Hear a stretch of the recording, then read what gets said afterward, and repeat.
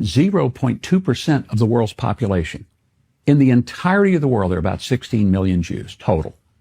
And 8 million of them live here. The rest live mostly in New York or South Florida and a few other places. Okay. So this is a small population of people. They have connection to this land historically, biblically. Do they? Yes, they do. If Bibi's family, we know they lived in Eastern Europe. There's no evidence they ever lived here.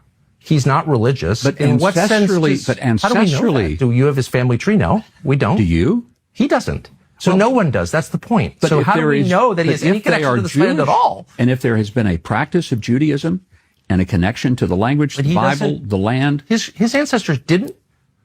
He doesn't practice Judaism in any rigorous way. His ancestors didn't live here. They didn't speak the language, and there's no evidence they ever lived here. So on what basis does he have a right to be here? Very much speaks the language. Well, he has fought for the land. His family has fought for the land. You're dodging a very obvious question, which is, where does this right come from? And the reason it's meaningful is because there are a lot of people in the territory that Israel controls today, particularly in the West Bank, who, through genetic testing, we can know their families have been here for thousands of years. We don't know whether they practiced Judaism, whether they were Samaritans, pre-Islam. We don't know that. A lot of them we know have been Christians for 2,000 years.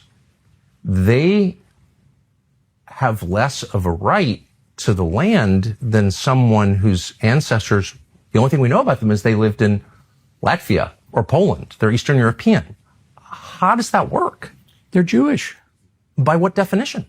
They're Jewish by their But how do we know they have any connection they're to Jewish the by their faith. They're Jewish Bible? by the connection to the language. Jewish by the connection to the Torah. But how do we know that Bibi, specifically Bibi's ancestors, ever lived here? How do we know that? I'm not sure if I understand your question. How do we know if the Prime Minister of Israel's ancestors ever lived? Maybe I could ask you, how do we know they didn't?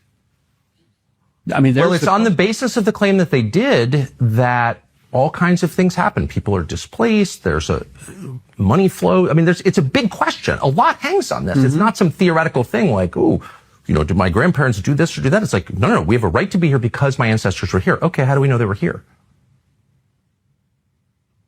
I'm totally unable to process what you're trying to get at.